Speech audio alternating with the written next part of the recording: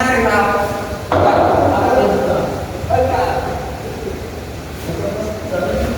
pagi, perkenalkan saya Bisa Ginting dari program studi olahraga.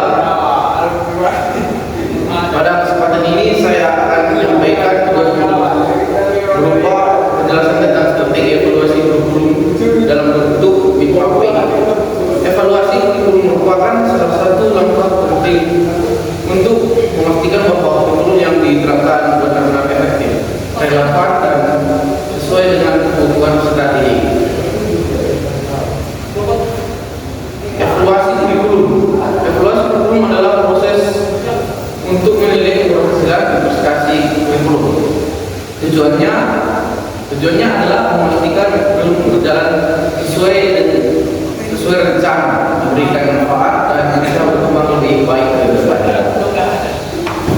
Tujuan evaluasi dalam mapping ini, saya membuat tabel pertama yaitu tujuan evaluasi yang diikuti menilai efektivitas pelaksanaan kurikulum di kelas, menyesuaikan kurikulum dengan kebutuhan dan karakteristik siswa, sehingga pembelajaran tidak hanya diselesaikan secara administratif, tetapi juga bermakna.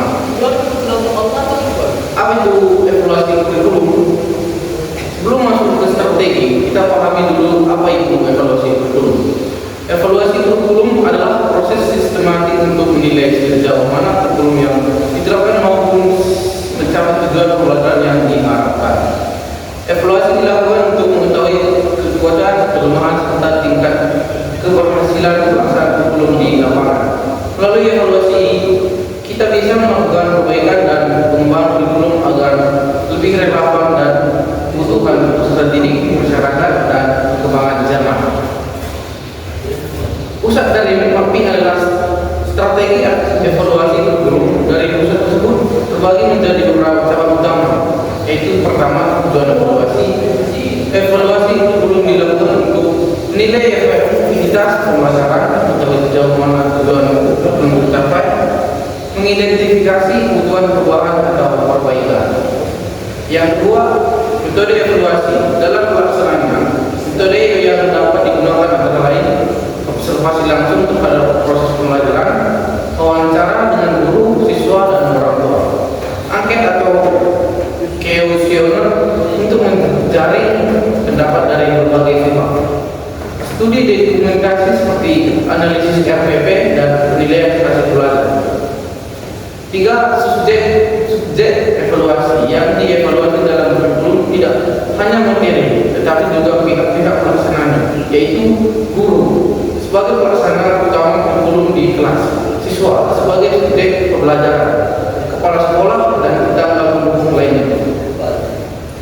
Yang keempat, instrumen evaluasi. Agar evaluasi objektif dan terukur, dibutuhkan instrumen yang tepat seperti rubrik penilaian kinerja guru, lembar observasi pembelajaran di kelas, angket kepuasan, dan refleksi dari peserta didik. Yang kelima, waktu pelaksanaan evaluasi.